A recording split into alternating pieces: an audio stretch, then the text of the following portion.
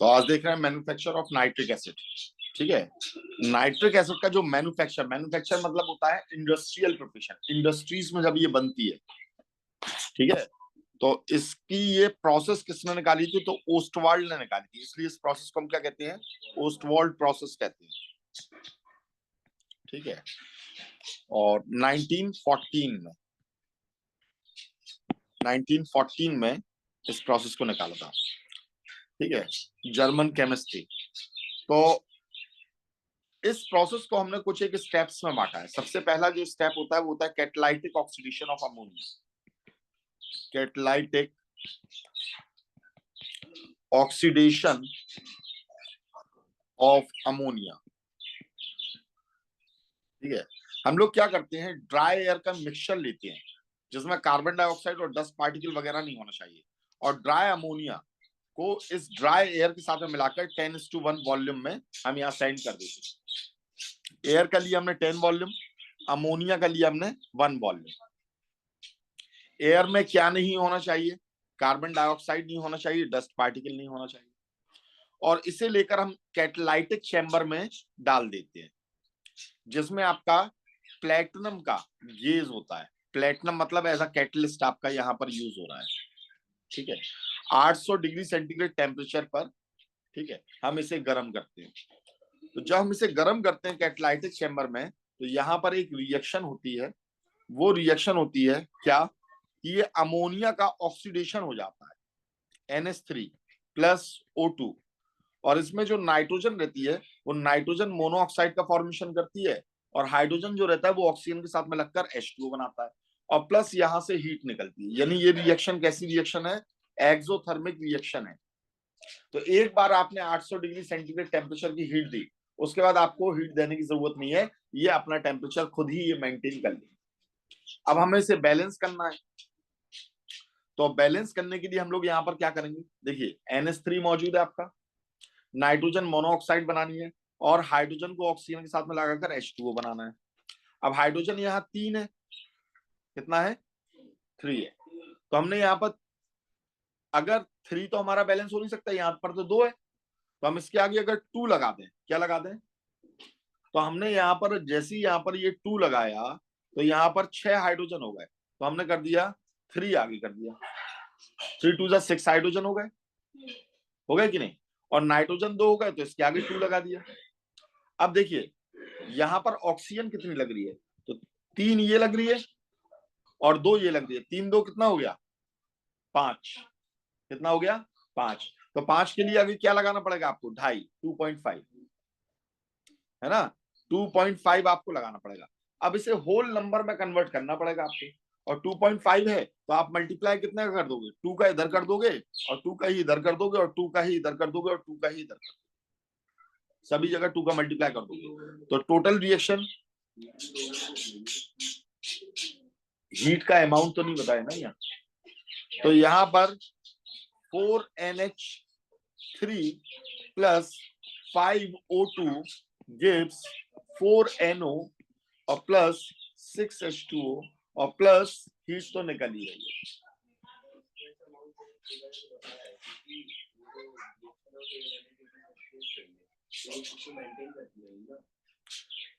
800 degree centigrade temperature चाहिए। Temperature एक अलग चीज है और हीट एक अलग चीज है। तो तुम्हें 1600 हीट थोड़ी ना नहीं है, टेम्परेचर तो तुम्हें 800 ही रखना है ना। तुम चाहे जितने की रिएक्शन करोगे, जितने की भी रिएक्शन करोगे, टेम्परेचर तो उतना ही रखना है। समझ में आ रही है बात? ठीक है, तो यहां पर ये आपका मेन रिएक्शन हो जाती है, और इसमें आपको कैटलिस्ट लिखना पड़ेगा प्लेटिनम, और टेम्परेचर देना पड़ेगा 800 डिग्री सेंटीग्रेड टेम्परेचर। और ये रिएक्शन में हीट यहां से निकल रही है, इसका मतलब ये रिएक्शन कैसी है? एक्सोथर्मिक। तो एक बार हीट दोगे, उसके बाद में आपको हीट देने की जरूरत नहीं है, ये अपने खुद ही उस टेम्परेचर को मेंटेन कर लेगी। ठीक है, समझ में आ गई बात? अब हम क्या करेंगे कि यहां से ये हीट एक्सचेंजर लगाते हैं। जितनी भी गैसेस यहां पर मौजूद हैं, ठीक है, ये सभी गैसेस को यहां पर ठंडा किया जाएगा। ठीक है, इन्हें हम किस में से निकालेंगे?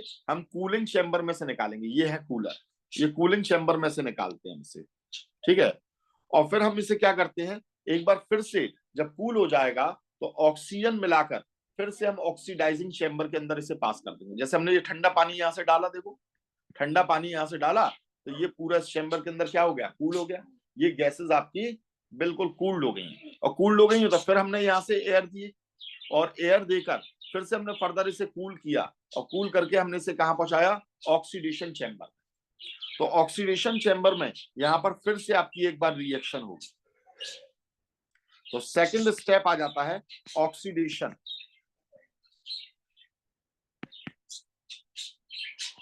Oxidation of nitric oxide.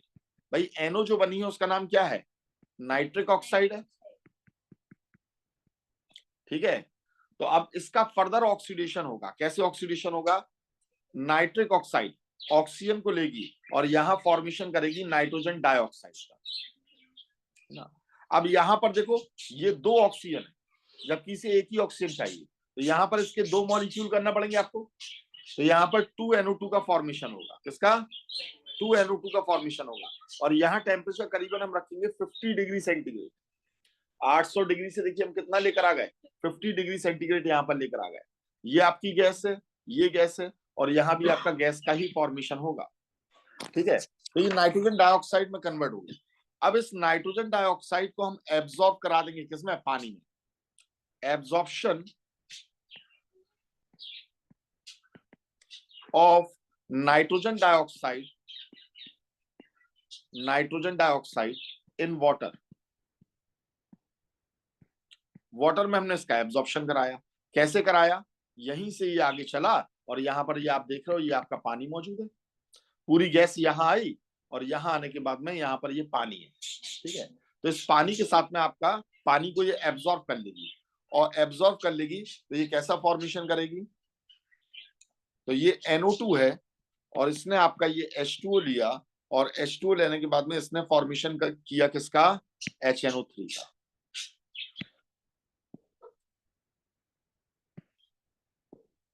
HNO3 का, ठीक है। अब देखो HNO3 के लिए आपको क्या करना पड़ेगा, जैसे हमने ये NO2 लिया, NO2 मैंने आपको ये बताया था कि NO2 ये अपने आप में क्या होती है, जब हम किसी भी एसिड में से पानी निकाल लेते हैं, पानी निकाल लेते हैं तो उसका क्या बन जाता है,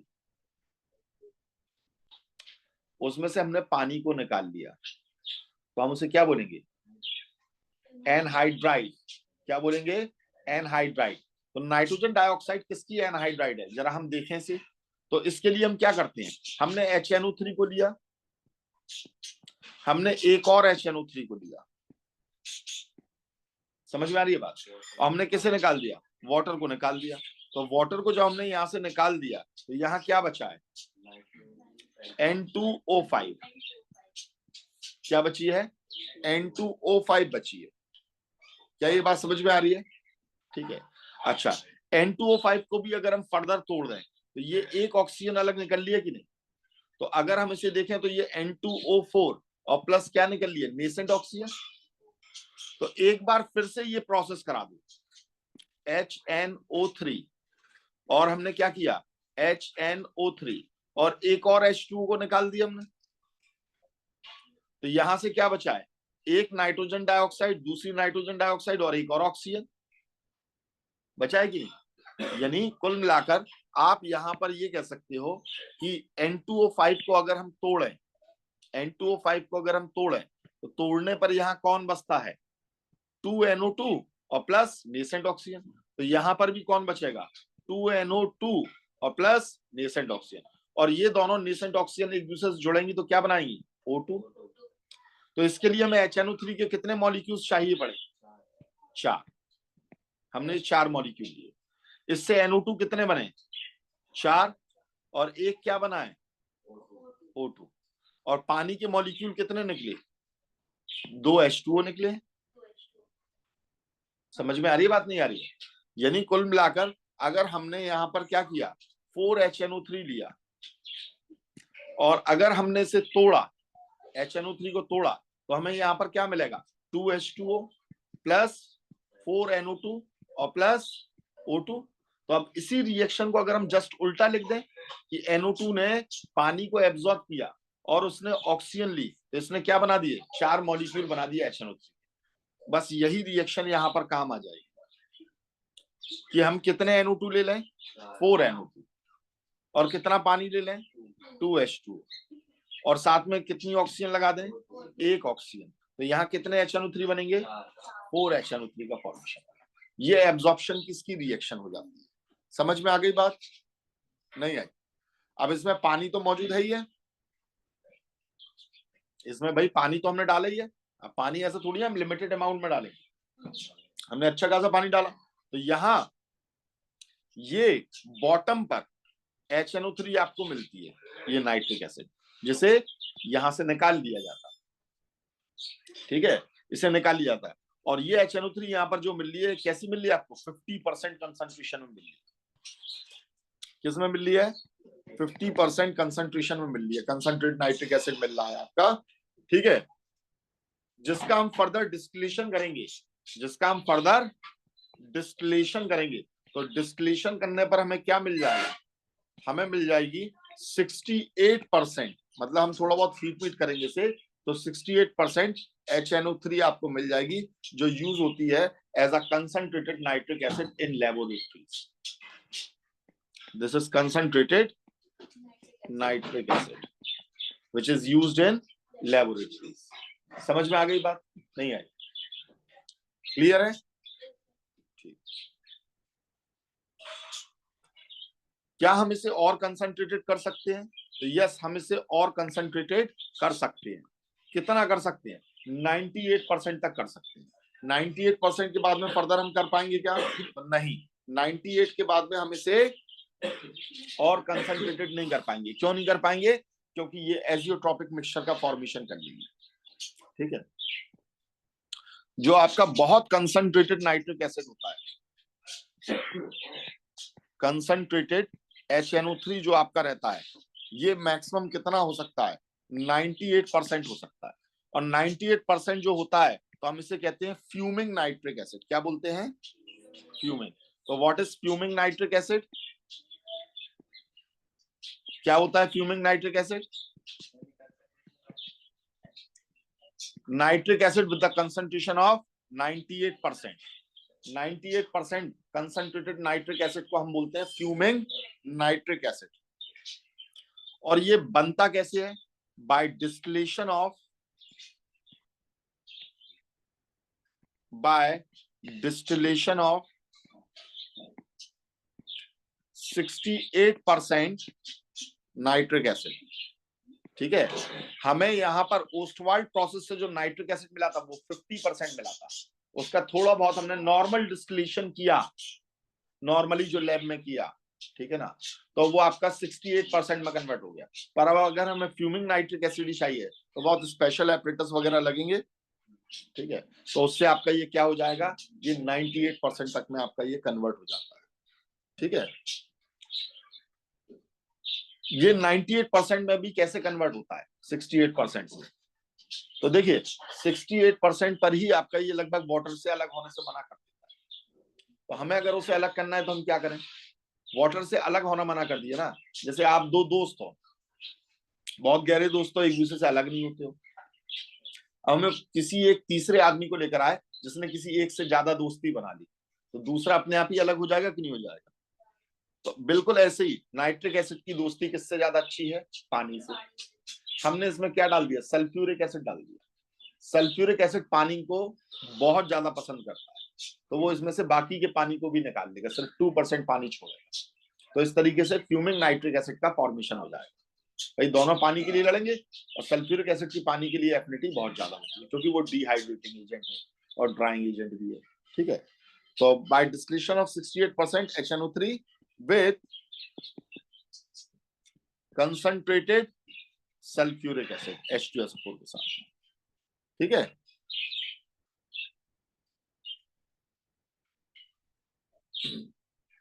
और अगर आपको बिल्कुल प्योर, इफ प्योर यानी 100% HNO3 चाहिए ही है,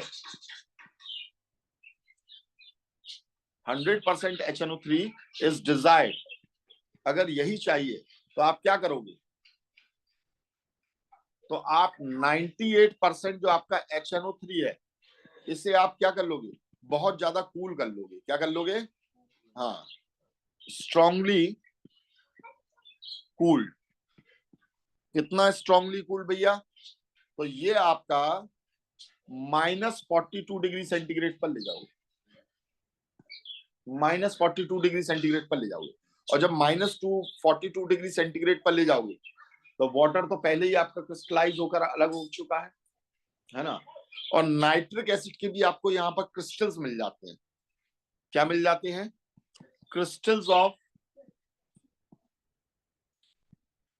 नाइट्रिक एसिड। और कैसे क्रिस्टल होते हैं ये, तो ये होते हैं colourless, colourless crystals of nitric acid, ये आपको मिल जाता है। ठीक है, अब ओस्टवाल्ड प्रोसेस के कुछ एक पॉइंट्स। सबसे पहली बात, why higher ratio of air is used.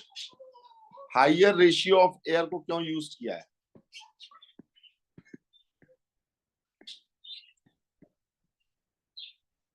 हमें यहां पर मेनली इस रिएक्शन में क्या चीज की जरूरत पड़ रही थी, जरा सोच कर देखिए। अरे अमोनिया तो हमने अलग ली है, ये लिए 1 वॉल्यूम, और एयर हमने कितना लिया, तो एयर में हमें किस चीज की जरूरत पड़ रही थी, ऑक्सीजन की जरूरत पड़ रही है ना। और एयर में सारी चीजों का मिक्सचर होता है, अदर गैसेस भी तो होती हैं, कार्बन डाइऑक्साइड वगैरह। तो ऑक्सीजन आपका बहुत कम रहता है, because oxygen is only 1/5 in air and it is required in all the chambers, in all chambers। 1/5 he air में ऑक्सीजन होता है और इसे हमें सारे चैम्बर में इसकी जरूरत पड़ती है ऑक्सीजन की। देखो ऑक्सीजन कहाँ कहाँ यूज नहीं हो रहा है, देखिए यहाँ आपका कैटालाइटिक ऑक्सीडेशन में यूज हुआ, ऑक्सीडेशन ऑफ नाइट्रिक एसिड में यूज हुआ, एब्जॉर्प्शन में भी ऑक्सीजन यहाँ पर यूज हुआ। तो ऑक्सीजन खूब सारा यूज होना है और एयर में 1/5 पार्ट है, इसीलिए हमने यहाँ पर एयर को बहुत एक्सेसिव या बहुत हायर रेशियो में लिया। समझ में आ गई बात। दूसरा जो पॉइंट बनता है ओस्टवाल्ड प्रोसेस में, तो यहां पर आप ये देखोगे, ये जो लेयर देख रहे हो आप, ये लेयर किस चीज की है, ये जो लेयर यूज हो रही है ये किस चीज की लेयर है, तो ये क्वार्ट्ज की लेयर है। हाँ, ये क्वार्ट्ज की लेयर है और ये एक्चुअल में नाइट्रोजन डाइऑक्साइड को यूनिफॉर्मली वाटर के अंदर डिसॉल्व करती है, dissolve nitrogen dioxide uniformly in water. क्योंकि ये जगह जगह जाकर, मतलब अपन ने इसे इस तरीके से पैक कर रखा है, क्वार्ट्ज को इस तरीके से पैक कर रखा है कि जगह जगह जाकर सभी गैप्स में ये नाइट्रोजन डाइऑक्साइड आपकी सभी गैप्स में जाकर चिपक जाए। और फिर धीमे धीमे पानी जब टिकल होगा ऊपर से गिरेगा तो ये हर एक कोई अपनी अपनी उसे लेकर डिसॉल्व करता है, तो यूनिफॉर्मली आपकी डिसॉल्व। ठीक है, तो दूसरा पॉइंट ये बनता है। और दूसरी बात, क्वार्ट्ज को ही क्यों लिया हमने, क्योंकि क्वार्ट्ज के ऊपर किसका असर नहीं होता है, एसिड का असर नहीं होता है, it is acid resistant. Quartz is acid resistant. ठीक है, when packed in layers,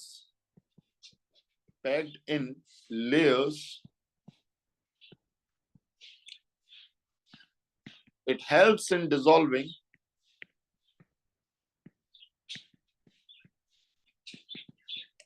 nitrogen dioxide uniformly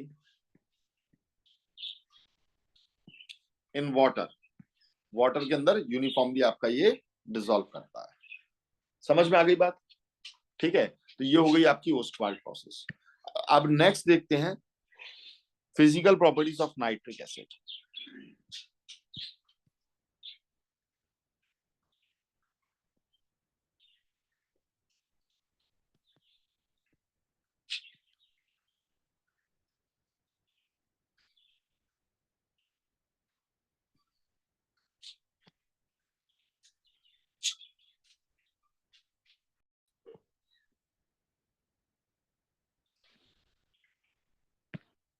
तो हम देख रहे हैं properties of nitric acid, of nitric acid. और प्रॉपर्टीज जो रहती हैं ये आपकी दो पार्ट्स में डिवाइडेड रहती है। एक होती है केमिकल प्रॉपर्टी और एक होती है फिजिकल प्रॉपर्टी। फिजिकल प्रॉपर्टी का मतलब होता है वो कैसा दिखता है, कैसा कलर है, कैसी डेंसिटी, फिजिकली जो चीज दिख रही है। और केमिकल प्रॉपर्टी मतलब होता है वो कैसे रिएक्ट कर रहा है डिफरेंट डिफरेंट सब्सटेंसेस के साथ में। तो सबसे पहले हम देखते हैं physical properties. Physical properties, physical properties में सबसे पहले हम बात करते हैं कलर के बारे में।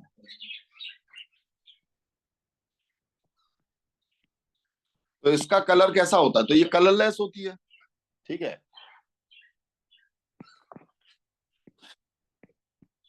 कलरलेस कब होती है? कलरलेस जब 98% यानी फ्यूमिंग नाइट्रिक एसिड में, फ्यूमिंग में ये कलरलेस होती है, ठीक है। पर 68% में, यहां पर 68% में इसका जो कलर रहता है वो येलोइश ब्राउन आ जाता है। इन 68% येलोइश ब्राउन कलर होता है। क्यों होता है? नाइट्रोजन की सिर्फ एक ऑक्साइड होता है जिसका कलर होता है, वो होती है नाइट्रोजन डाइऑक्साइड। बाकी नाइट्रोजन की सारी ऑक्साइड का कलर कलरलेस होता है, कोई कलर नहीं होता है, कलरलेस होती है। तो बनी बात है HNO3 68% अगर मौजूद है तो इतना टेम्परेचर काफी है उनमें से कुछ एक मॉलिक्यूल्स को तोड़ने में, और वो तोड़ देगा तो वो उन्हें कुछ को कन्वर्ट कर देगा किसमें? नाइट्रोजन डाइऑक्साइड में कन्वर्ट कर देगा। किसमें कन्वर्ट कर देगा? ठीक है, ये होता है ड्यू टू थर्मल डिकम्पोजिशन, ठीक है। ये लिया हमने HNO3, और जैसे ही इस पर क्या पड़ी है? सनलाइट पड़ी है या थोड़ी बहुत हीट पड़ी है, तो आपका ये किस में टूट जाएगा? फिर से भाई हमें तोड़ना आना चाहिए इसे। 4NO2 plus 2H2O plus O2, और इसकी वजह से ये येलोइश ब्राउन कलर आ जाता है। इसकी वजह से ये येलोइश ब्राउन कलर आ जाता है, ठीक है। इसीलिए हम क्या करते हैं, इट इज स्टोर्ड इन, ये टूटे नहीं, ये डिकम्पोजिशन ना हो, ठीक है। तो हम इसे क्या करते हैं, टू स्टॉप दिस डिकम्पोजिशन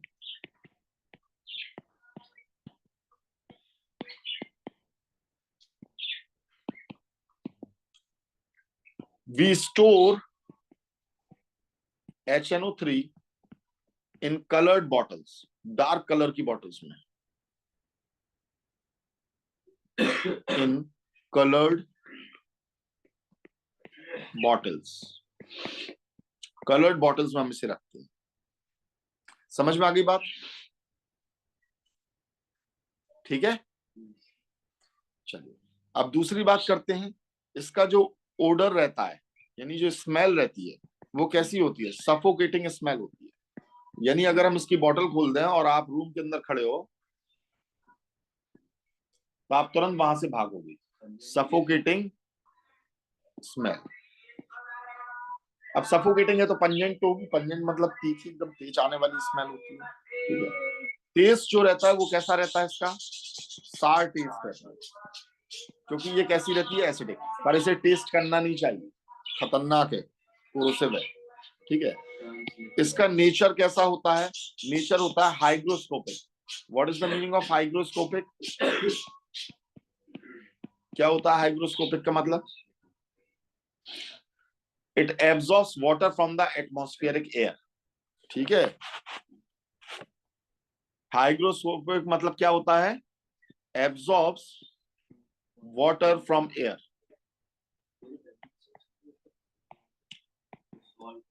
डेलिक्विसेंट का मतलब ये होता है कि वो इतना एब्जॉर्ब कर ले कि वो खुद ही उसके अंदर क्या हो जाए, घुल जाए और उसका सॉल्यूशन बना ले, वो डेलिक्विसेंट होता है। हाइग्रोस्कोपिक की ही बहुत एक्सट्रीम फिनोमेना। हाइग्रोस्कोपिक मतलब ये होता है कि ये सिर्फ पानी एब्जॉर्ब कर रहा है, अब ये खुद ही लिक्विड है तो ये इसमें क्या होगा, ठीक है। Hygroscopic and forms fume in air, air में आपके ये फ्यूम्स का फॉर्मेशन करेगा, ठीक है। इसीलिए हमेशा इसे बंद करके रखा जाता है। हाँ, एसिड है तो turns blue litmus to red, ठीक है। इसकी जो डेंसिटी रहती है वो कितनी होती है बताओ? पानी से आपका ये ज्यादा डेंस होगा कि कम डेंस होगा? ज्यादा डेंस होगा क्योंकि नीचे बैठा था। किस में नीचे बैठा रहता है भैया? पानी में हाईली सॉल्युबल होता है, ये तो बैठा नहीं रहता है, अलग अलग नहीं है। जब ये सॉल्युबल है तो अलग अलग नीचे थोड़ी ना बैठेगा भाई।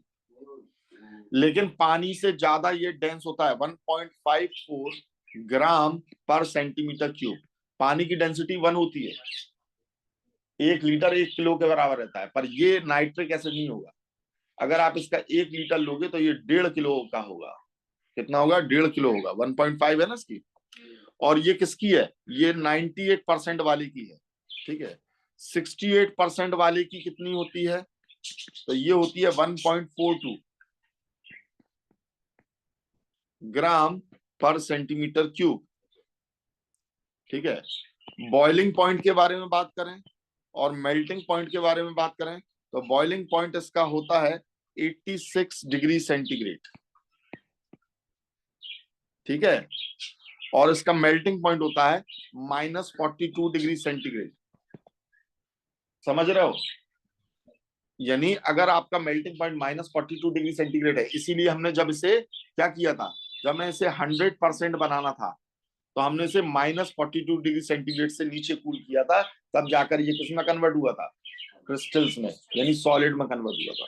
और 82 डिग्री सेंटीग्रेड इसका क्या है? बॉइलिंग पॉइंट है, ठीक है। इसके ऊपर ये गैस बन जाएगा। और अगर आपने इसे पानी में मिलाया विथ वाटर, पानी के साथ में अगर आपने इसे मिलाया तो आपका ये 68% पर ही ये कांस्टेंट बॉइलिंग मिक्सचर बना लेता है, कांस्टेंट बॉइलिंग मिक्सचर बना लेता है। मतलब जिससे हम क्या नाम देते हैं? एजियोट्रॉपिक, एजियोट्रॉपिक मिक्सचर बना लेता है। एजियोट्रॉपिक मिक्सचर क्या होता है? मतलब इसे डिस्टिलेशन से आप अलग नहीं कर सकते, नॉर्मल डिस्टिलेशन से अलग नहीं कर सकते, तो इसके लिए एजियोट्रॉपिक डिस्टिलेशन लगाया जाता है। मैंने आपको बताया था 68% से 98% बनाना है तो आपको इसमें सल्फ्यूरिक एसिड डालना पड़ेगा, तो वो नॉर्मल डिस्टिलेशन नहीं है, उसे हम एजियोट्रॉपिक डिस्टिलेशन कहेंगे। देखो 50% से 68% करने में भी हम डिस्टिलेशन लगाते हैं, वो नॉर्मल डिस्टिलेशन होता है। 68% पर ये एजियोट्रॉपिक मिक्सचर का फॉर्मेशन कर देता है। मतलब अब इसे गर्म करोगे, इसे गर्म करोगे तो इसके ऊपर जो गैस बनेगी वो भी 68% की बनेगी, तो ये फर्दर अलग हो ही नहीं पाएगा। जब फर्दर अलग नहीं हो पाएगा तो इसे सेपरेट करना और कंसंट्रेट करना बड़ा मुश्किल हो जाएगा, बड़ा मुश्किल हो जाएगा, ठीक है। तो फिर इसे अलग करने के लिए क्या करें? तो हम लोग लगाते हैं एजियोट्रॉपिक डिस्टिलेशन को। किसे लगाते हैं? यानी इसमें हम सल्फ्यूरिक एसिड डालते हैं जिसकी एफिनिटी वाटर के लिए इसके कंपैरेटिवली ज्यादा होती है, ठीक है। और 68% वाला कितने टेम्परेचर पर बॉयल होगा? तो ये होगा 121 डिग्री सेंटीग्रेड पर, ये इसका बॉइलिंग पॉइंट रहेगा। किसका बॉइलिंग पॉइंट है? 68% वाले का, 68 वाले का। ये बिल्कुल ये प्योर का है। जब किसी भी चीज में आप जब 12th में सॉल्यूशन चैप्टर पढ़ोगे तब आपको ये बात समझ में आएगी कि अगर किसी भी प्योर चीज के अंदर कोई भी इम्प्योरिटी अगर आप डाल देते तो उसका बॉइलिंग पॉइंट एलिवेट हो जाता है, बढ़ जाता है, और फ्रीजिंग पॉइंट गिर जाता है। जैसे कभी चाय घर में बनाई हो तो पानी खौलने लगा, आपने चाय की पत्ती डाली तो वो खौलना बंद हो गया थोड़ी देर के लिए, तो उसका बॉइलिंग पॉइंट क्या हो जाएगा? बढ़ जाएगा। तो अगर ये नाइट्रिक एसिड के अंदर थोड़ा बहुत भी पानी मौजूद है तो इसका बॉइलिंग पॉइंट बढ़ेगा, और इसमें तो अच्छा खासा मौजूद है। प्योर का बॉइलिंग पॉइंट ये है, पर जैसे हमने पानी डाल दिया तब बॉइलिंग पॉइंट कितना आ गया, 121 डिग्री सेंटीग्रेड आ गया। समझ में आ रही है बात? मेल्टिंग पॉइंट तो सेम ही रहेगा। नहीं, वो भी सेपरेट हो जाता है भाई, मेल्टिंग पॉइंट और नीचे गिर जाएगा। -42 से इसका इसका बहुत ज्यादा नीचे होगा, -50 या -60 या -80 कुछ भी हो सकता है, पानी के अमाउंट पर डिपेंड करेगा।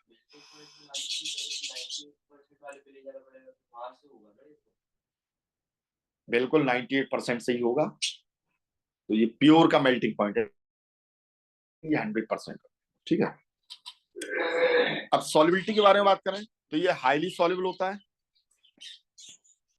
सॉल्युबिलिटी के बारे में अगर हम बात करते हैं तो इट इज हाईली सॉल्युबल या सॉल्युबल इन ऑल प्रोपोर्शंस। ठीक है, highly soluble in water, soluble in water, water में हाईली सॉल्युबल है। ठीक है, और अगर स्किन के टच में आया तो ये कैसा होता है, कोरोसिव होता है, मतलब ये ब्लिस्टर वगैरह का फॉर्मेशन कर देगा। ठीक है, corrosive in nature and gives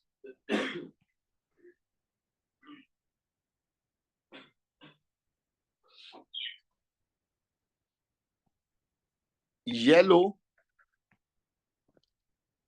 colour to skin, skin पर येलो कलर आ जाता है। देखो HCl है, H2SO4 है और HNO3 है। ठीक है, HCl अगर आपके हाथ पर गिरेगा तो यहां पर एम्बर कलर आ जाएगा। H2SO4 हाथ पर गिरता है तो ये स्किन पर ब्लैक कलर ला देता है, और HNO3 हाथ पीले कर देता है। शादी वाले हाथ पीले नहीं, ठीक है ना, colour to yellow colour to skin. और ये येलो कलर क्यों हो रहा है, स्किन में हमारी क्या होती है, प्रोटीन्स होती है, और ये प्रोटीन्स के साथ में रिएक्ट करके ये ज़ैंथोप्रोटीन का फॉर्मेशन करता है, due to formation of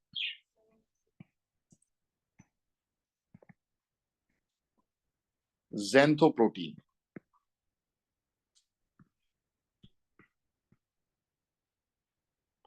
ज़ैंथोप्रोटिक acid भी कह सकते हो, ज़ैंथोप्रोटिक एसिड का। और इसी का कलर कैसा होता है, येलो कलर होता है। ठीक है, इसी का येलो कलर होता है। तो ये हो गई हमारी कौन सी प्रॉपर्टीज, फिजिकल प्रॉपर्टीज। अब फिजिकल प्रॉपर्टीज के बाद में नेक्स्ट प्रॉपर्टीज हम यहाँ पर देखने जा रहे हैं, जो होती है आपकी केमिकल प्रॉपर्टीज।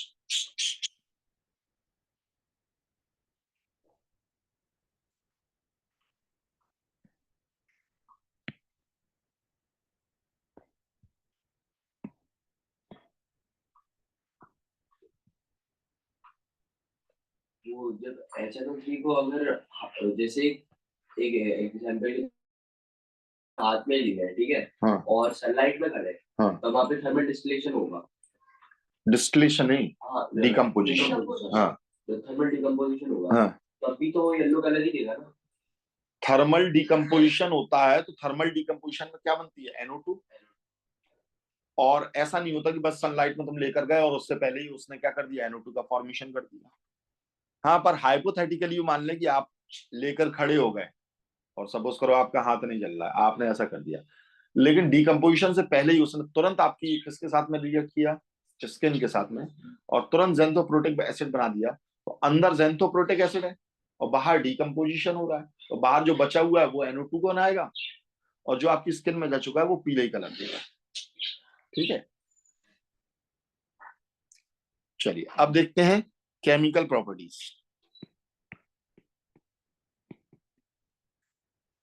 केमिकल प्रॉपर्टीज का मतलब, अब ये किससे क्या रिएक्ट करके किस चीज का फॉर्मेशन करेंगे, वो होती है केमिकल प्रॉपर्टीज। ठीक है, तो सबसे पहले स्टेबिलिटी के बारे में आपको मालूम होना चाहिए। तो ये कैसा होता है, अनस्टेबल होता है in the presence of sunlight. अगर स्टेबिलिटी के बारे में बात करेंगे तो ये अनस्टेबल होता है in presence of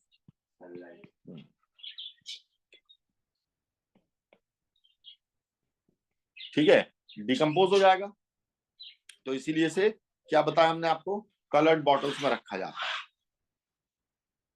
acidic properties के बारे में बात करेंगे तो ये किस टाइप का एसिड है, वह एसिड एजियोट्रॉपिक मिक्सचर होता है बेटा, एसिड नहीं होता है।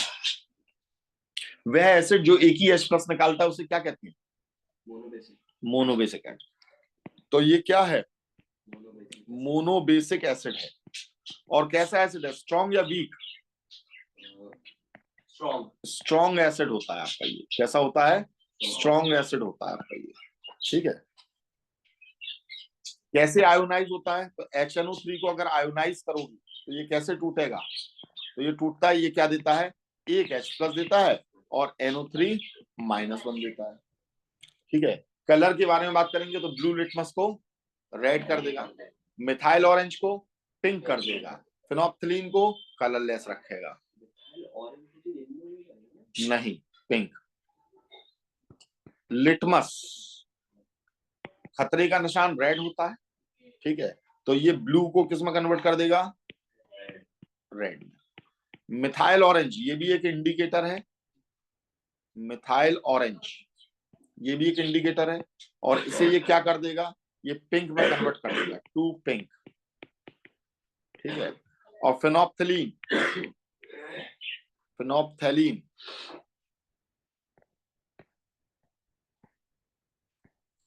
इसे आपका ये कलरलेस करता है, पिंक से कलरलेस कर देगा फिनोप्थेलीन को।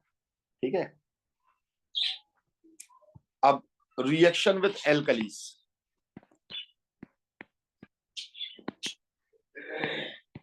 एल्कलीज यानी कि वह बेसिस जो पानी के अंदर सॉल्युबल होते हैं उन्हें हम क्या बोलते हैं, एल्कलीज कहते हैं। ठीक है, वह बेसिस जो पानी के अंदर सॉल्युबल होते हैं उन्हें एल्कलीज कहते हैं।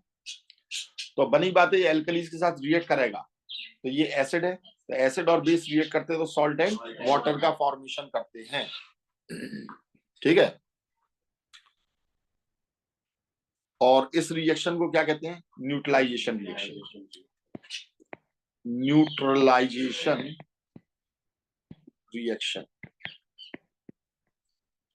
अब देखो, एल्कलीज मेटल हाइड्रोक्साइड होती है और मेटलिक ऑक्साइड भी क्या होती है, एल्कलीज होती हो सकती है, फर्स्ट और सेकंड ग्रुप की मेटलिक ऑक्साइड। क्योंकि मेटलिक ऑक्साइड को पानी तो चाहिए और नाइट्रिक एसिड में पानी है, तो पानी के साथ में रिएक्ट करके क्या बनाएंगे, बेस का फॉर्मेशन करेंगे।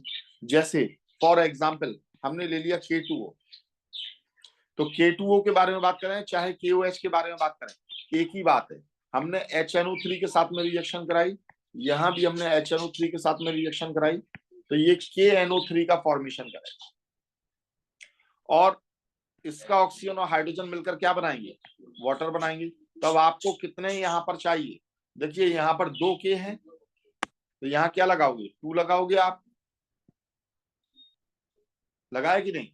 तो NO3 भी आपको 2 चाहिए, तो आपने इसके आगे 2 लगाया। अब 2 हाइड्रोजन एक ऑक्सीजन के साथ मिलकर H2 बनाएंगे, ये हो गई इसकी बैलेंस रिएक्शन। अब QH अगर आपने लिया तो QH में आप क्या करोगे, बिल्कुल वैसे ही KNO3 का फॉर्मेशन करोगे और ये H OH के साथ में मिलकर क्या बनाएगा, H2O का फॉर्मेशन करेगा। समझ में आ रही है बात, एक ही बात रहेगी। आपने CuO के साथ में रिएक्शन कराई और HNO3 के साथ में रिएक्शन कराई, ठीक है, तो यहां पर ये किसका फॉर्मेशन करेगा, CuNO3 का होल ट्वाइस और प्लस क्या बनाएगा, H2। अब NO3 2 चाहिए तो इसके आगे 2 लगाओगे तो H2 बन गया। अब बताइए CuNO3 का होल ट्वाइस वाटर सॉल्युबल है या इनसॉल्युबल है,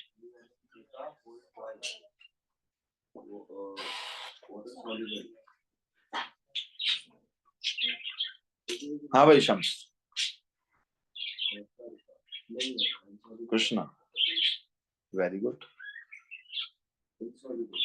मैंने कहा था all nitrates and nitrites are soluble in water, सारे नाइट्रेट और नाइट्राइट सॉल्युबल होते हैं वाटर में, इसीलिए कहते हैं बेटा रिवीजन करते रहो। जब सारे नाइट्रेट और नाइट्राइट कोई भी एक्सेप्शन नहीं है सॉल्युबल होते, तो ये भी सॉल्युबल होगा कि नहीं होगा, it is soluble in water. तो आप किसी भी हाइड्रोक्साइड के साथ में, ऐसा नहीं है एल्कलीज, आप किसी के साथ में भी आप रिएक्शन करा दो, जैसे FeOH का होल थ्राइस आपने इसके साथ में रिएक्शन करा दिया HNO3, तो यहाँ जो सॉल्ट बनेगा वो हमेशा वाटर सॉल्युबल बनेगा। कैसे बनेगा?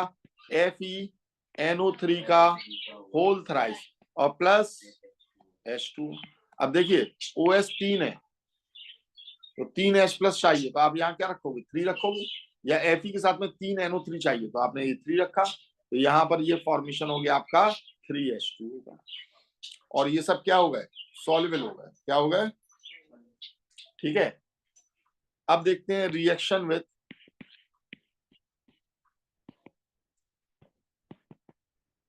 Carbonates and bicarbonates. Solubility chart तो बहुत अच्छे से याद रखो, मैक्सिमम क्वेश्चंस इसी में आपके कवर हो जाएंगे अगर सॉल्युबिलिटी चार्ट याद है। बिल्कुल जरा सा दिया था और अच्छा दिया था, उसे तो याद रखो हमेशा।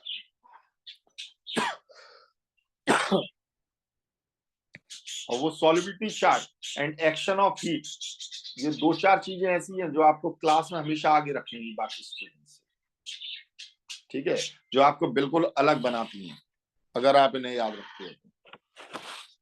अब कार्बोनेट्स के साथ में रिएक्शन और बाइकार्बोनेट्स के साथ में, जैसे हमने CaCO3 की रिएक्शन कराई किसके साथ में? HNO3 के साथ में। बताइए क्या बनेगा? CaNO3 का whole twice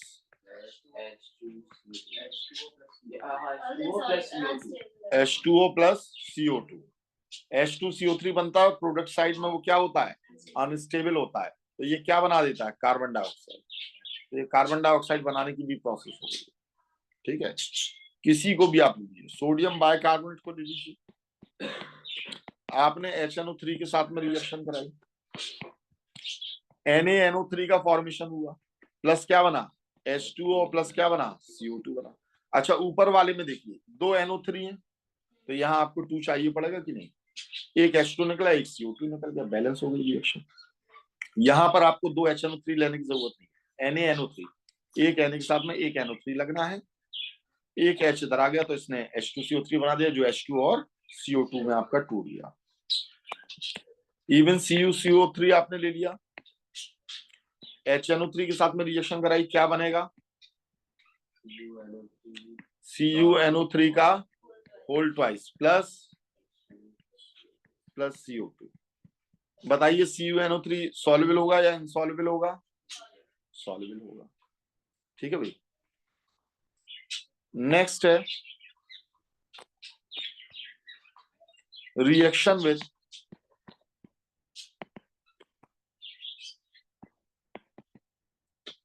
metallic sulphide, metallic sulphides and बायसल्फाइड्स।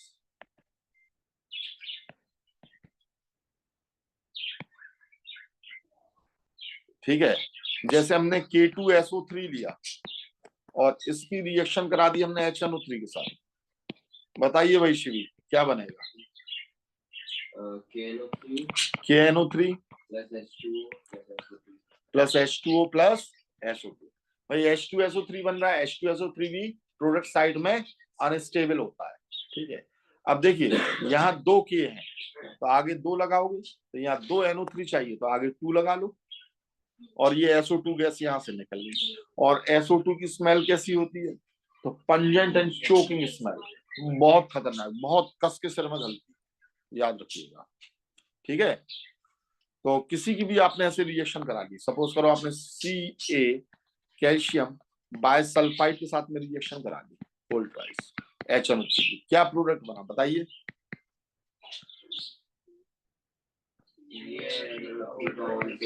हाँ, प्लस H2O प्लस SO2। समझ में आ गई बात? तो देखो NO3 आपको 2 बार चाहिए, आपने 2 लगाया, 2 हाइड्रोजन इसके साथ में 2 बार लग गए, तो 2 H2O बने और 2 SO2 बने यहाँ पर। कोई प्रॉब्लम इसमें? ठीक है। अब नाइट्रिक एसिड एक बहुत अच्छा ऑक्सीडाइजिंग एजेंट होता है। Nitric acid is a strong oxidising agent, बहुत ही अच्छा ऑक्सीडाइजिंग एजेंट होता है। ठीक है, ये नॉन मेटल्स को, मेटल्स को और इनऑर्गेनिक और ऑर्गेनिक कंपाउंड सभी को आपका ये ऑक्सीडाइज कर सकता है। ठीक है, और जब ये नाइट्रिक एसिड रिएक्ट करेगा, नाइट्रिक एसिड ऑक्सीडाइजेस, अब देखो सल्फ्यूरिक एसिड है वो भी ऑक्सीडाइजिंग एजेंट है, पर वो सिर्फ कंसंट्रेटेड फॉर्म में ऑक्सीडाइजिंग एजेंट होता है। अगर वह कंसंट्रेटेड, डाइल्यूट है तो वो ऑक्सीडाइजिंग एजेंट नहीं होगा, कंसंट्रेटेड फॉर्म में ऑक्सीडाइजिंग एजेंट होता है। कौन? Sulphuric acid. पर नाइट्रिक एसिड चाहे कंसंट्रेटेड में हो चाहे वो डाइल्यूट फॉर्म में हो, ठीक है, वो सभी में क्या होता है, ऑक्सीडाइजिंग एजेंट की तरह काम करता है सभी में, चाहे डाइल्यूट हो चाहे वो कंसंट्रेटेड हो। मतलब बहुत स्ट्रॉन्ग ऑक्सीडाइजिंग एजेंट है। और ये किसी किसे ऑक्सीडाइज करता है? ऑक्सीडाइज मेटल को भी करेगा, नॉन मेटल्स को भी करेगा,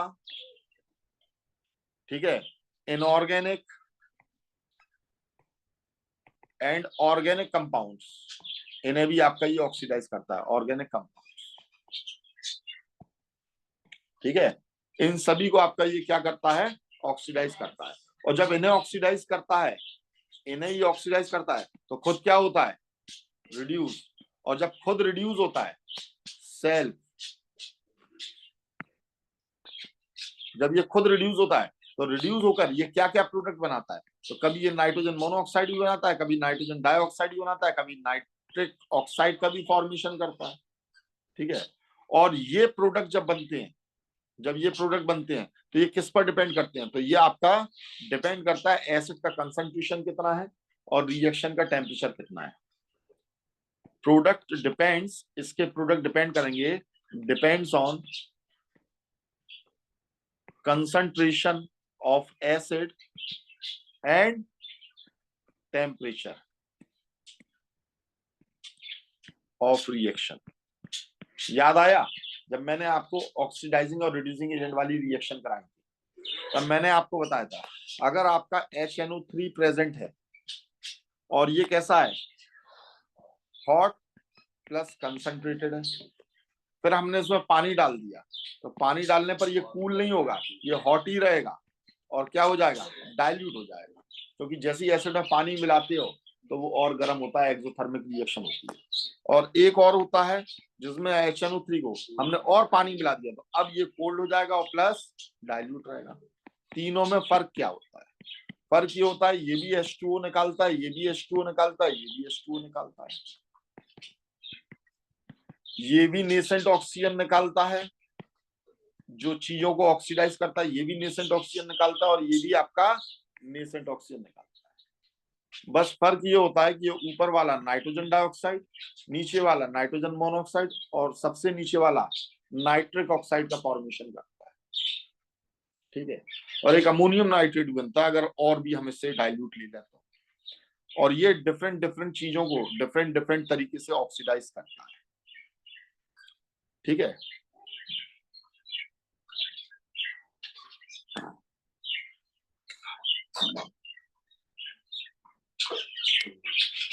कैसे, जैसे हमने कार्बन लिया और इसकी रिएक्शन HNO3 के साथ करा दी। अच्छा, जब आपको कुछ भी नहीं दिया जाए, ये कंडीशन नहीं दिया जाए, तो डिफॉल्ट में इसे मानना, दिस इज डिफॉल्ट। ठीक है, अब कार्बन लिया HNO3 के साथ में रिएक्शन कराई, डिफॉल्टेड में हमने वही मान लिया, क्या, हॉट एंड कंसंट्रेटेड।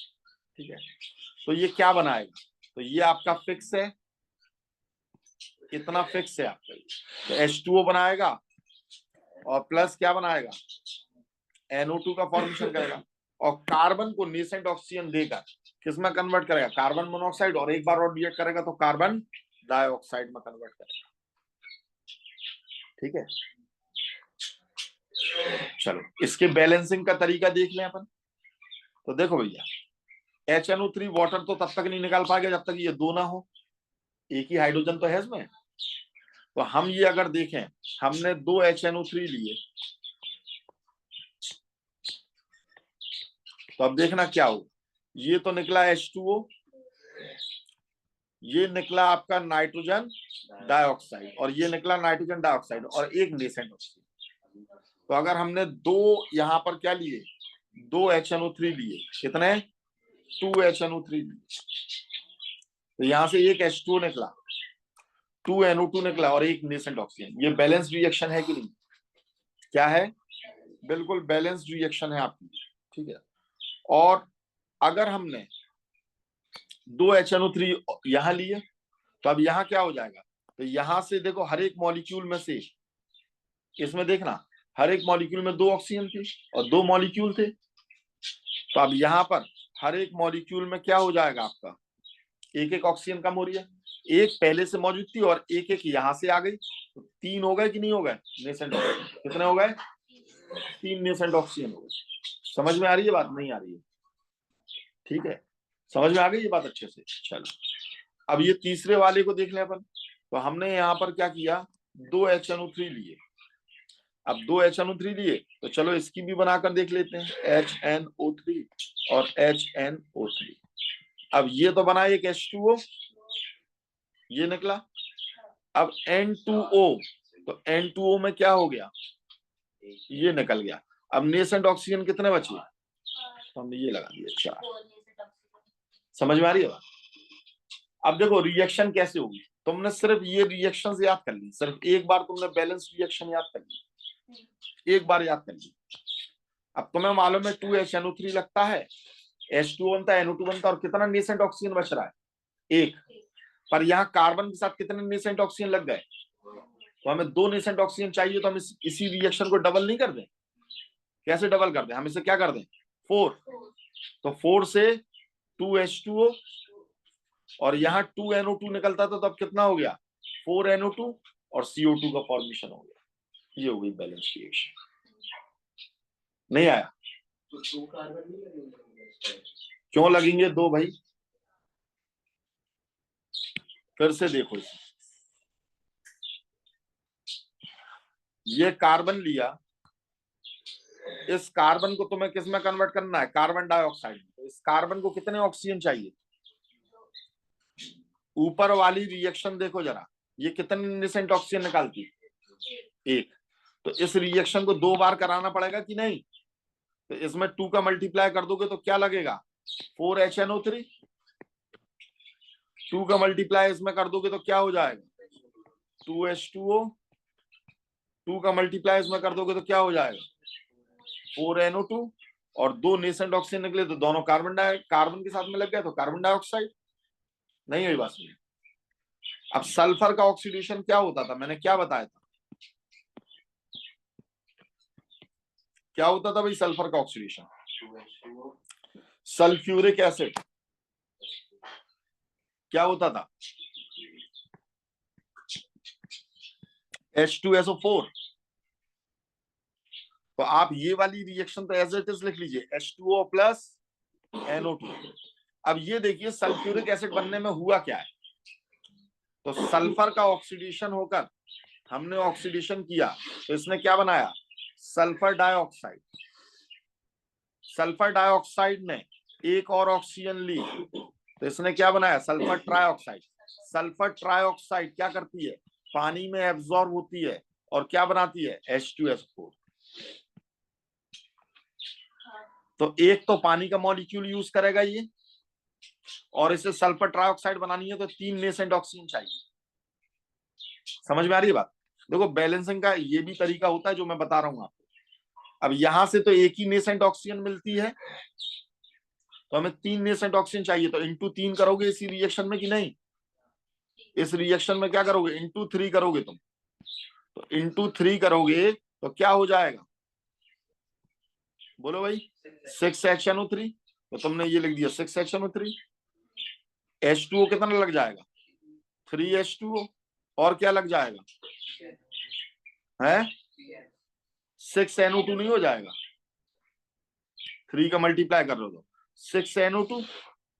अब देखो 3 H2O में से एक H2O यूज हो गया कि नहीं हो गया, अब 3 ऑक्सीजन नेसेंट ऑक्सीजन निकले तो उन्होंने सल्फर ट्राइऑक्साइड बना लिया, डायरेक्टली बना लिया। अब एक पानी एब्जॉर्ब हुआ तो एक पानी एब्जॉर्ब हुआ तो यहाँ 3 की जगह क्या कर देना है तुम्हें, 2 कर देना है कि नहीं, और ये फॉर्मेशन हो गया। अब देखो अब सब कुछ बैलेंस है आपका। कैसे बैलेंस है, एक सल्फर है, एक सल्फर है। हाइड्रोजन देखो कितने हैं, 6 हैं, तो 4 ये होगा और 2 ये होगा, 6। नाइट्रोजन कितनी है, देखो 6, तो 6 नाइट्रोजन होगा। ऑक्सीजन कितनी है, 6 3 जा 18, तो देखो 4 तो ये है, 6 दूनी 12, 12 और 4 16, 16 और 17 और 18, हो गया बैलेंस कि नहीं हो गया। तो बड़े आराम से, अगर सिर्फ आप इन्हें याद रखते हो तो इसके हिसाब से आप ये कर सकते हो, और इसकी आपको प्रैक्टिस करनी पड़ेगी। ठीक है, नेक्स्ट हम देखते हैं action of nitric acid on metals.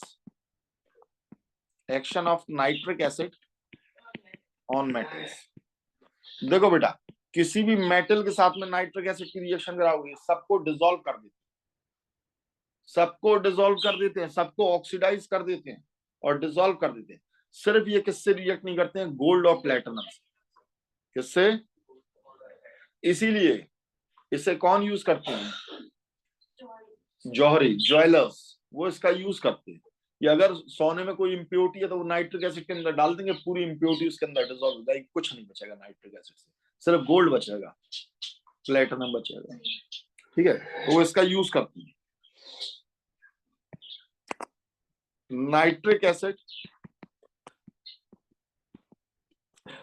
reacts with all metals except, किसे छोड़ दिया जाए, गोल्ड एंड प्लेटिनम। पर यही इस नाइट्रिक एसिड में एक वॉल्यूम नाइट्रिक एसिड का लिया और 3 वॉल्यूम आपने HCl के लिए, तो ये बना लेगा एक्वा रिजिया, तो फिर ये गोल्ड और प्लेटिनम को भी नहीं छोड़ेगा, उसे भी डिसॉल्व कर लेगा, उसे भी डिसॉल्व कर लेगा। ठीक है ना, और इसकी रिएक्शन मेटल्स के साथ डिपेंड करती है, फिर से वही बात, टेम्परेचर और कंसंट्रेशन के ऊपर। जैसे cold and dilute nitric acid आपने लिया तो वो क्या बनाएगा, वही है नो, इसका फॉर्मेशन करेगा हॉट प्लस डाइल्यूट। हालांकि आपकी बुक में से कोल्ड और डाइल्यूट कह रहे हो। ठीक है,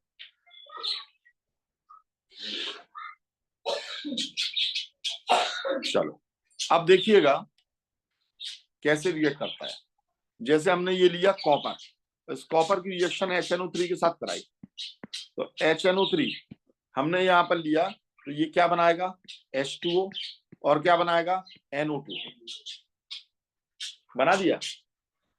अब कॉपर को ये ऑक्सीडाइज कर देगा किसमें, Cu+2 में, और +2 में कर देगा तो +2 क्या करेगा, बाकी के HNO3 में जो NO3 है उसके साथ में मिलकर क्या बनाता है, कॉपर नाइट्रेट, CuNO3 का होल ट्वाइस। तो अब यहां पर आप ये देख सकते हो कि इसे अगर अपन बैलेंस करने जाएंगे तो इसे बैलेंस कैसे करेंगे। सबसे पहले इस चीज को देखना है, CuNO3 का होल ट्वाइस, तो नाइट्रोजन कितने हैं यहाँ, 2 तो ये है और 1 ये है, 3, कितने हैं, 3 है। अगर आप इसे बैलेंस करने जाओगे, ये 3 है, आपने 3 लगाया। अब 3 लगाए तो हाइड्रोजन यहाँ बैलेंस नहीं हो रहा भैया, क्यों नहीं हो रहा है, हाइड्रोजन तो यहाँ पर 2 है, या 4 हो सकता है या 6 हो सकता है, क्या ये बैलेंस हो पाएगा, आंसर है नहीं, ये बैलेंस नहीं हो पाएगा। ठीक है, तो कैसे बैलेंस किया जाए, तो फिर हम ये करते हैं कि हम इसे 2 बार ले लेते हैं। कितनी बार ले लेते हैं, 2 बार। तो अगर हमने 2 बार ले लिया इसे, तो यहाँ 2 CuNO3 का होल ट्वाइस। अब नाइट्रोजन कितने हो गए, 4, और ये एक नाइट्रोजन है 5, 5 नाइट्रोजन हो गए, तो आपने यहाँ 5 लगाया, और 5 फिर से बैलेंस नहीं हो पाएगा, 5 फिर से बैलेंस नहीं हो पाएगा। तो यहाँ पर बड़ी दिक्कत रहेगी इस टाइप की रिएक्शंस को बैलेंस करने में, है ना। तो या तो आप इसे सीधा सीधा याद कर लो, या फिर कहो तो मैं इसका मेथड बताता हूँ।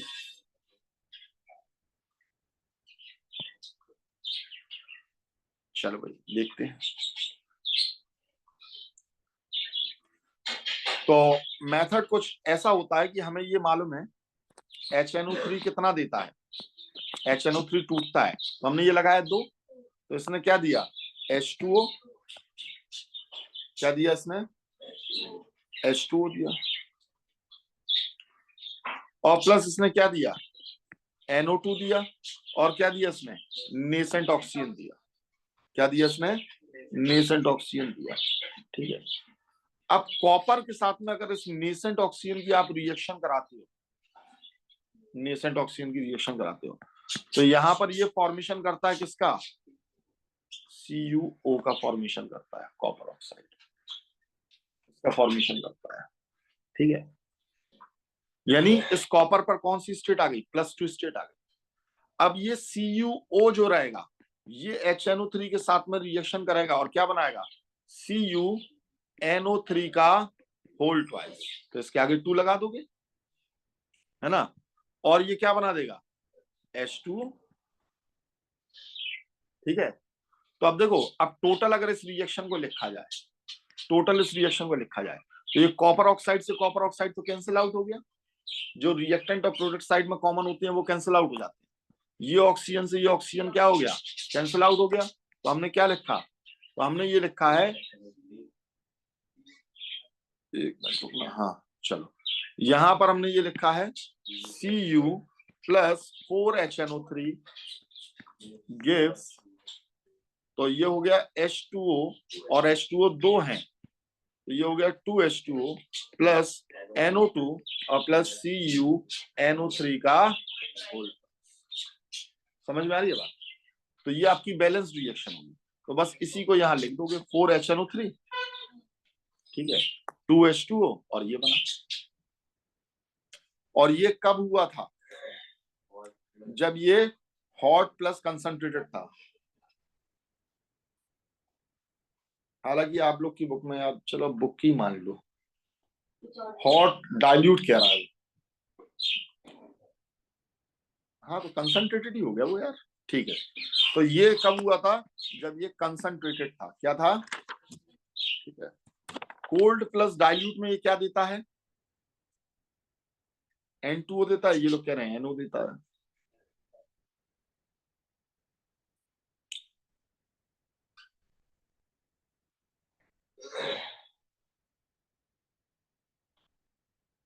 चलो आप अपनी बुक के हिसाब से चलो, ये कोल्ड प्लस डाइल्यूट मान लो, ठीक है, कोल्ड प्लस डाइल्यूट के मान लो। तो अब यही रिएक्शन अगर आप कोल्ड प्लस डाइल्यूट के साथ में कराओगे तो कैसे बैलेंस करोगे, हमने आपको ये दे दी Cu + HNO3, क्या कर सकते हैं इसे, चलिए करके दिखाइए, बैलेंस करके प्रोडक्ट क्या बनेगा, और पूरे बैलेंस करके बैलेंस रिएक्शन बताइए मुझे कैसे क्या होगी।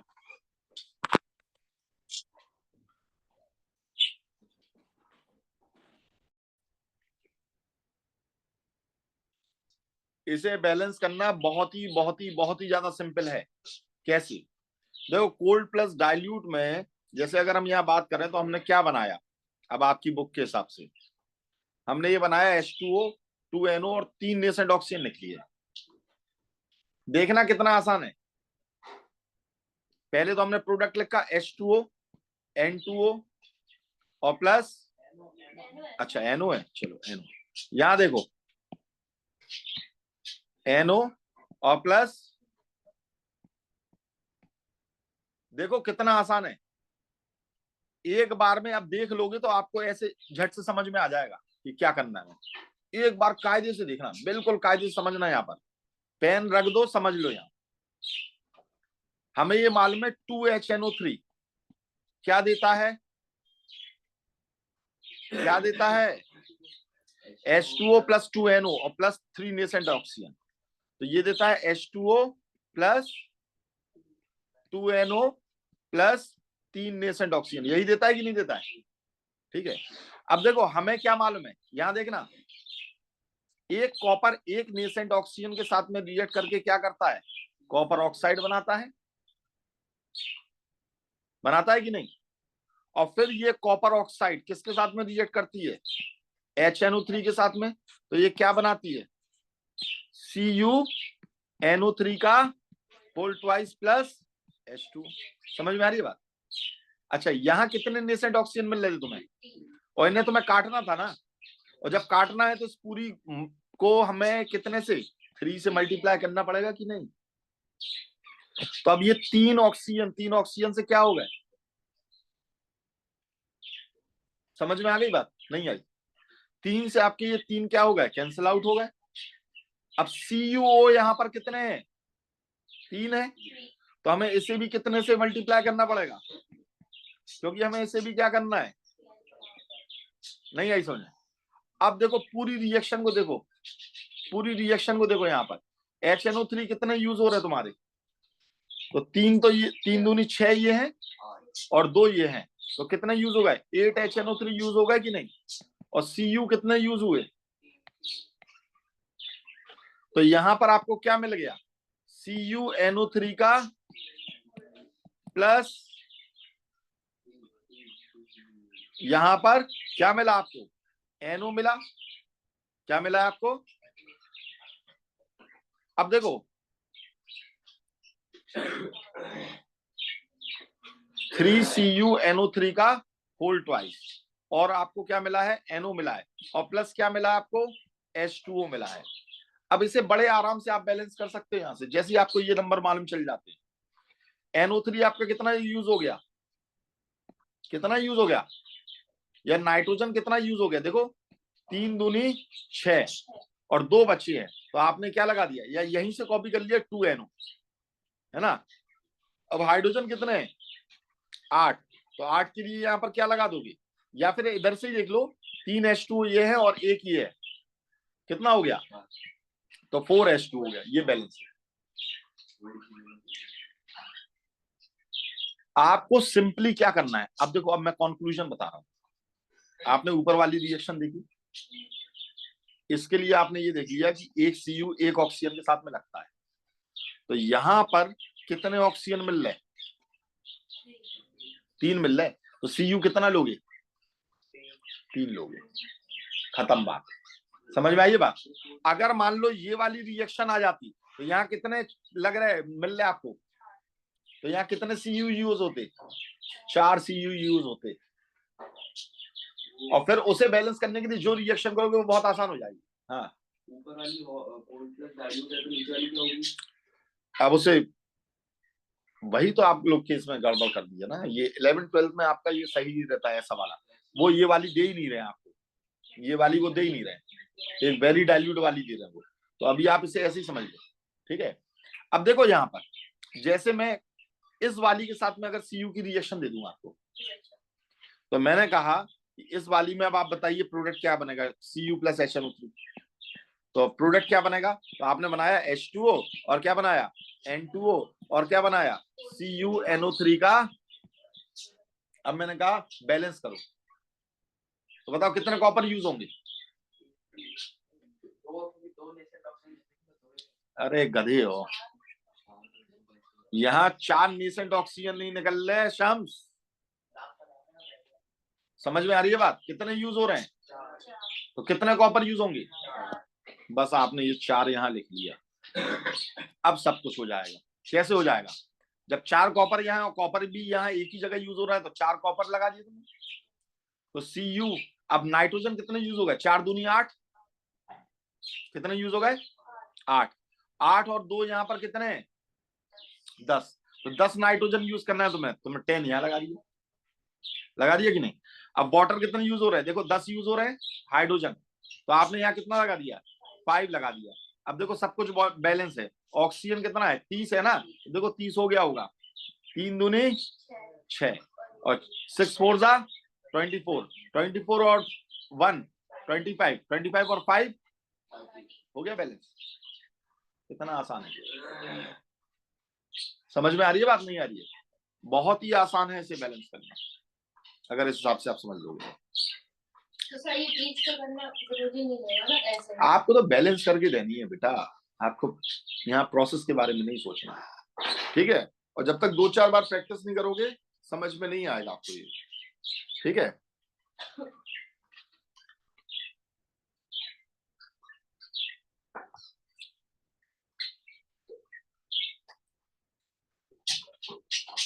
चलिए अब मुझे एक काम करिए, FeHNO3, कौन सा HNO3? तो मैं अपने हिसाब से ही बोल दे रहा हूं, ठीक है। Hot plus concentrated HNO3, hot plus dilute and HNO3, cold plus dilute.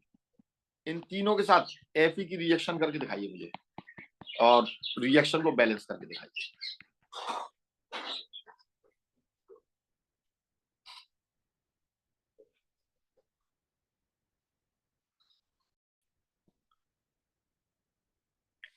देखो भाई, सबसे पहले तो प्रोडक्ट बना लो।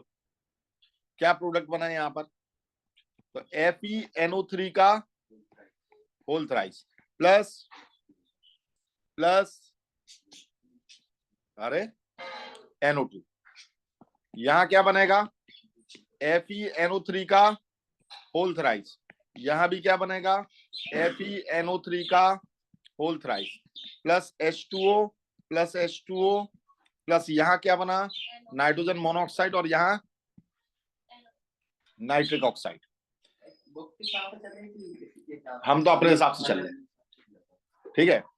अब देखिए भाई, हम ये जानते हैं ये रिएक्शन कैसे हुई होगी, जरा समझना। HNO3 पहली रिएक्शन के बारे में बात कर रहे हैं। HNO3 टूटा, इसने क्या दिया? H2O। तो H2O देने के लिए हमने 2 लगाया, तो इसने क्या बनाया? नाइट्रोजन डाइऑक्साइड, और क्या दिया? एक नेसेंट ऑक्सीजन। ये Fe इस नेसेंट ऑक्सीजन से रिएक्ट करके इसने क्या बनाया? Fe2O3 तो बनाया, मेटलिक ऑक्साइड। और फिर मेटलिक ऑक्साइड किससे रिएक्ट करेगी? ये रिएक्ट करेगी HNO3 से, और ये क्या बनाएगी? FeNO3 का होल थ्राइस। और ये Fe कितनी बार है? 2 बार है। अब देखना, ये Fe 2 बार है तो हमने 2 लगा दिया, तो NO3 कितने चाहिए आपको? 6 चाहिए, तो आपने 6 लगाया। अब देखो, 3 ऑक्सीजन के साथ 6 हाइड्रोजन लगेंगे तो क्या बनाएंगे? 3H2O। समझ में आई है? ये नीचे वाली बैलेंस हो गई। अच्छा, ऊपर वाली के लिए नेसेंट ऑक्सीजन कितने चाहिए तुम्हें? 3 चाहिए, और यहां तो तुम्हें एक ही मिलता है, तो इस ऊपर वाली को क्या करोगे तुम? 3 से मल्टीप्लाई। कितने से मल्टीप्लाई? समझ में आ गई बात? नहीं आई? अब देखो, 3 नेसेंट ऑक्सीजन से 3 nascent oxygen cancel out, Fe2O3 से Fe2O3 कैंसिल आउट। अब ये रिएक्शन यहां देखिएगा, यहां पर क्या हुआ? एक Fe लिया, और 3 दूनी 6, और 6 ये है, यानी 12 HNO3 ये यूज हुआ आपका। इससे क्या बना है? 3 H2O ये है, और 3 ये है, यानी आपके 6 H2O, और प्लस 3 NO2, और प्लस 2 FeNO3 का होल थ्राइस। समझ में आई है बात? नहीं आई है? देखो अब क्या हो गया, एक Fe तो यहां 2 हो रहा है, 1 मिनट रुकना। अरे यार, यहां भी तो 2 लगाना पड़ेगा हमें। हाँ, यहाँ 2 है, इस वाली को तो हमने बैलेंस किया नहीं था। 2Fe। अच्छा, नाइट्रोजन कितने यूज हो गए? यहाँ पर 12 है, तो यहाँ 3 दूनी 6, और ये कितने हो गए? हाँ,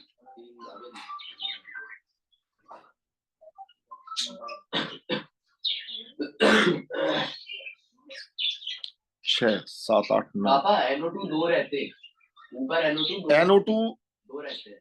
अच्छा, हाँ 2 NO2 रहते हैं, ठीक है। 3 दूनी 6, यानी ये 6 NO2 है, ठीक है। अब ये 6 NO2 है, तो यहाँ पर 3 दूनी 6 नाइट्रोजन ये है, और 6 नाइट्रोजन ये है, यानी टोटल कितना हो गया? 12 नाइट्रोजन हो गए। हाइड्रोजन कितने हैं? 12 हाइड्रोजन है, तो 6 दूनी 12 हाइड्रोजन यहाँ है। ऑक्सीजन 12 3 तो देखो यहाँ पर गिन लो कितने ऑक्सीजन है, कितने हो गए?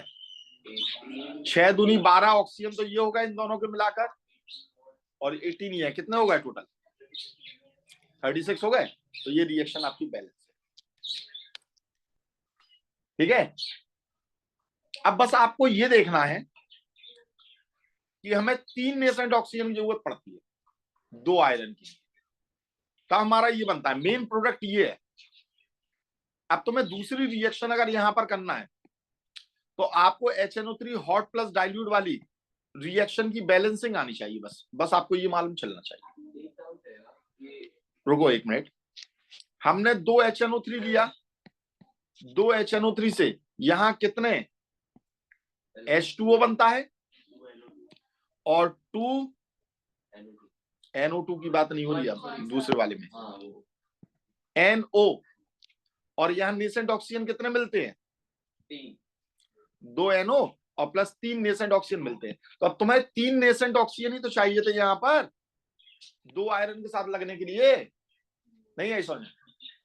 यही तो चाहिए थे, और ये तुम्हें डायरेक्टली इससे ही मिल रहे हैं, इससे ही मिल रहे हैं, एक ही रिएक्शन में तुम्हें 3 मिल रहे हैं। तो यहां पर तुम्हें क्या करना पड़ेगा? तो अब एक चीज सोचिए जरा, आपने ये लिया Fe, 2 Fe और प्लस क्या लिया आपने? 3 नेसेंट ऑक्सीजन। यहां मैं ऊपर मल्टीप्लाई करने की जरूरत पड़ी थी ना, अब यहां जरूरत नहीं पड़ेगी। इसने क्या बना लिया? Fe2O3 बना लिया, और Fe2O3 किससे रिएक्ट करेगी? HNO3 से रिएक्ट करेगी, और ये क्या बनाएगी? क्या बनाएगी भाई? तो इसने बनाया FeNO3 का होल थ्राइस। ठीक है, तो यहां पर कितने Fe थे? 2 Fe थे, तो आपके ये बन गए, और प्लस इसने क्या बनाया? H2O बनाया। तो यहां पर 3 NO3 चाहिए, तो आपने कितने लगा दिए भाई? नहीं भाई, यहां NO क्यों चाहिए? ये तो एसिड बेस रिएक्शन करा रहे हो ना तुम। 3 दूनी 6, तो तुमने ये लगाया 6, तो यहां पर क्या बन गया? 3H2O। ये तो तुमने सीधी मेटलिक ऑक्साइड और ये वाली रिएक्शन करा दी, तो ये एसिड बेस रिएक्शन। ठीक है, ये चीज आपको यहां पर मिल गई। तो यहां एक ही Fe2O3 बना था, इससे देखो ये क्या हो गया? Cancel out. 3 नेसेंट ऑक्सीजन थे, ये कैंसिल आउट हो गए। अब टोटल आपने ये रिएक्शन लिखी, तो यहां कितना हो जाएगा? 2Fe प्लस 8HNO3, इसने क्या दिया आपको? 4H2O plus 2NO plus 2FeNO3 का होल थ्राइस। और देख लीजिए सभी जगह ये करके, ये पूरी रिएक्शन बैलेंस है। 2 Fe है, 2 Fe है, 8 नाइट्रोजन है, तो 3 दूनी 6 ये होगा, और 2 ये होगा, 8 नाइट्रोजन हो गए। 8 हाइड्रोजन है, तो 4 दूनी 8 हाइड्रोजन ये है। ठीक है, और ये कितने ऑक्सीजन है? 24 ऑक्सीजन है। तो देखिए यहां पर गिन लीजिए, 24 ऑक्सीजन। ठीक है, 9 2 18, 18 2 20, 20 और 4 24। समझ में आ गई बात? अब तीसरी वाली रिएक्शन है, वो क्या है? HNO3, 2 HNO3 लिया, तो इससे क्या बना? H2O, और क्या बना? N2O, और प्लस नेसेंट ऑक्सीजन कितने मिले? 4 मिले। अब कितने मिले? अब ये रिएक्शन कराओगे Fe प्लस O, तो इससे क्या बना है आपका? Fe2O3 बना। अब यहां 4 नेसेंट ऑक्सीजन, और यहां कितने यूज हो रहे हैं? 3 यूज हो रहे हैं। अब इसे क्या करना है आपको? 4 करना है। ठीक है, तो अब 4 करने के लिए क्या करोगे? तो यहां पर कर दोगे इंटू 4, और यहां कर दोगे इंटू, बस सिंपल सी बात है। तो यहां पर देखो 4 तिया 12 और 4 तिया 12, ये आपके क्या हो गए? एक दूसरे से कैंसिल आउट हो गए। अब यहां कौन बना है आपका? Fe2O3, और Fe2O3 HNO3 के साथ में रिएक्ट करेगा, तो ये क्या बनाएगा? FeNO3 का होल थ्राइस, और प्लस क्या बनाएगा? तो 3 दूनी 6, तो ये लगाया तुमने 6 HNO3 लगाया, तो यहां पर आपका ये बन गया 3H2O। कोई प्रॉब्लम इसमें? समझ में आ गई बात? अब ये Fe2O3 तुम्हें कितने चाहिए? अब यहां तो तुम्हें 4 मिल रहे ना, कैंसिल कराना है, तो यहां भी क्या कर दोगे? इंटू 4 कर दोगे, तो ये भी क्या हो गया? कैंसिल आउट हो गया। अब ये आपकी रिएक्शन पूरी आ गई। तो ये पूरी रिएक्शन क्या आ गई है? 4Fe प्लस 6 और 2, सॉरी 6 4 जा 24, और 3 2 जा 6, कितना हो गया 30 HNO3 और प्लस गिव्स, तो देखो 4 तिया 12, 12 और 3 15, यानी 15 H2O मिल गए आपको, 3 N2O मिल गए और प्लस आपको क्या मिल गया 8 FeNO3 का होल थ्राइस। अब ये रिएक्शन नॉर्मली अगर आप हिट एंड ट्रायल से करने जाते पसीना छूट जाता है, बहुत देर लग जाती, समझ में आ रही है बात। और यहां पर अगर आप इस ट्रिक को अगर आपने फॉलो कर लिया तो बहुत ही आसान है। बोलो। अब जैसे ऊपर नॉर्मल वाली जैसे हम ये वाले स्टेप्स नहीं कर रहे हैं, ठीक है, Fe प्लस HNO3 लिखा और ये हॉट प्लस कंसंट्रेट। पहले तो इसने बनाया H2O plus NO2 plus FeNO3 का होल साइड बनाया। हाँ। अब जैसे Fe की जगह यहाँ पे कोई और ले रहे हैं, तो हमें कैसा पता चलेगा कि ये मतलब ऑक्सीडाइज होने के बाद कौन सी स्टेट में जाएगा? जो स्टेबल स्टेट होती है, तो सभी की स्टेट तो आपकी फिक्स है ना, जैसे Ca की +2 है, एल्यूमिनियम की +3 है, सोडियम की +1 है। वेरिएबल वाले में आ जाओ। वेरिएबल में आ जाओगे तो वेरिएबल में आपको मालूम है Fe+2 उतना नहीं है, Fe+3 ज्यादा स्टेबल होता है। लेड की +2 स्टेबल होती है, +4 स्टेबल नहीं होती उसकी, तो ये स्टेबल अलग अलग रहती है आपकी, ठीक है ना। तो वेरिएबल में यही वाली है जो आपकी मेनली यूज होंगी, बाकी और ज्यादा यूज होंगी। कॉपर की है तो वो +2 स्टेट ज्यादा स्टेबल होती है, ठीक है, इतनी वाली यूज होगी। क्लियर है भैया? इसकी अच्छे से प्रैक्टिस कर लेना और इसकी एक्सरसाइज भी लगा लेना, ठीक है। अब जैसे एक्वारीजिया की रिएक्शन है तो ये मैं आपको पहले ही करा चुका हूं, ठीक है। एक बस छोटा सा पॉइंट और इसमें रह गया है, वो ये होता है कि metals like aluminium, iron and cobalt and nickel, ठीक है, ये जब इन्हें अपन प्योर कंसंट्रेटेड एसिड के साथ में रिएक्शन कराते हैं तो ये पैसिव हो जाते हैं, becomes passive.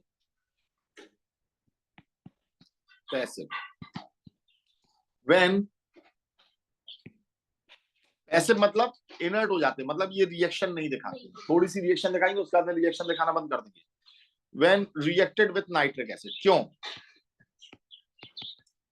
With nitric acid? इसलिए क्योंकि जैसे आप इसकी रिएक्शन कराते हो तो यहां पर एक मेटलिक ऑक्साइड की ये इनसॉल्युबल लेयर का फॉर्मेशन कर लेते हैं, ठीक है।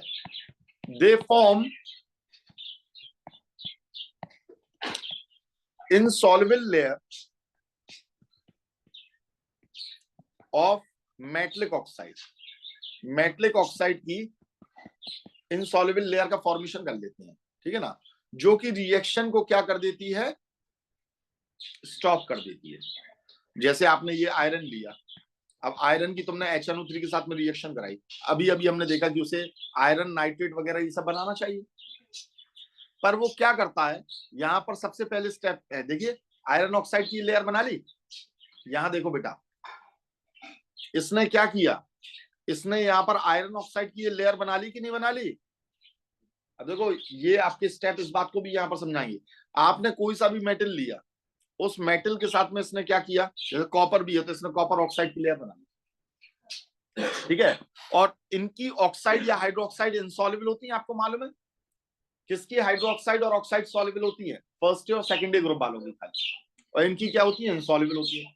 तो ये जैसे ही इससे रिएक्ट करेगा तो ये सबसे पहले फॉर्मेशन किसका करेगा, Fe2O3 का, और ये इसके सरफेस पर चिपक जाएगी, और जब ये स्टिक हो जाएगी, स्टिक टू सरफेस, तो ये फर्दर और रिएक्शन नहीं होने देगी, और रिएक्शन नहीं होने देगी। तो फिर हम क्या करें, तो या तो हम क्या करें, इसे रब करें विथ किसी चीज से, रब सरफेस,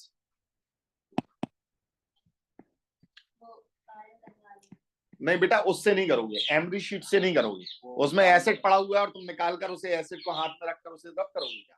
नहीं, ऐसा नहीं होता है, ठीक है। या तो हम रब करें धोकर उसे रब कर ले बाकायदा, ठीक है। इसीलिए आयरन पर कभी भी पेंट किया जाता है, कोई रिएक्शन कराई जाती है तो सबसे पहले उसके सरफेस को पहले ही क्लीन कर लिया जाता है। मैंने आपको बताया था इलेक्ट्रोप्लेटिंग में भी क्लीन कर लिया जाता है, क्योंकि उसकी ऑक्साइड्स बहुत ज्यादा परेशानी खड़ी कर सकती है। और यूज रिड्यूसिंग एजेंट, अब ये तो आपका क्या है, ऑक्सीडाइजिंग एजेंट है, नाइट्रिक एसिड रिएक्ट करने जा रहा है। पर अगर आपको इसकी ऑक्सीजन निकालनी है तो आपको एक आध रिड्यूसिंग एजेंट की जरूरत पड़ेगी।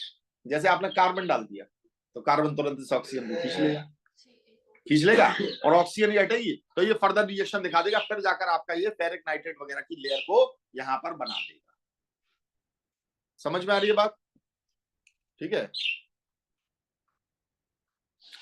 अब किसी भी एसिड की रिएक्शन अगर आप कराते थे मेटल्स के साथ में, एसिड की रिएक्शन अगर आप मेटल्स के साथ में कराते थे तो क्या होता था, जरा देखिए। हमने HCl लिया और इसकी रिएक्शन सपोज करो हमने कैल्शियम से करा दी तो क्या बनता था, CaCl2, और क्या होता था, H2। हाइड्रोजन गैस लिबरेट होती थी कि नहीं? किसी की भी रिएक्शन आपने, जैसे आपने मैग्नीशियम ले लिया और इसकी रिएक्शन H2SO4 के साथ में करा दी, तो जो एक्टिव मेटल होता है वो क्या करता है, इसने अपना सल्फेट बनाया और हाइड्रोजन गैस रिलीज करा दी। तो जनरली आप एसिड्स को यूज करते हो मेटल के साथ में क्या लिबरेट करने के लिए, पर आप किसका यूज नहीं करोगे, आप यहां पर नाइट्रिक एसिड का हाइड्रोजन गैस लिबरेट करने के लिए आप यूज नहीं कर सकते हो, क्योंकि नाइट्रिक एसिड क्या है, ऑक्सीडाइजिंग एजेंट। आपने जैसे ये कैल्शियम यहां पर डाला और HNO3 के साथ में रिएक्शन कराई तो ये क्या बनाएगा, CaNO3 का, और प्लस क्या बनाएगा, NO2, और प्लस क्या बनाएगा, H2O। ये हाइड्रोजन ना देकर तुरंत ये किस में कन्वर्ट कर देता है, H2O, क्योंकि ये अपने आप में क्या है, ऑक्सीडाइजिंग एजेंट है। क्या है, बात समझ आई है? तो ये हाइड्रोजन गैस को लिबरेट नहीं करेगा, ठीक है। Nitric acid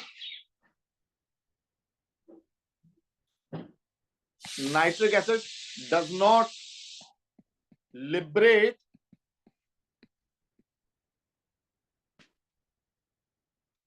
liberate hydrogen gas with metals, ठीक है। ये रिएक्शन नहीं देता ये, because it is a oxidizing agent,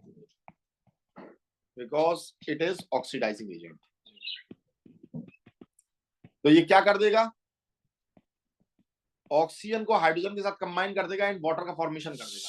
So it combines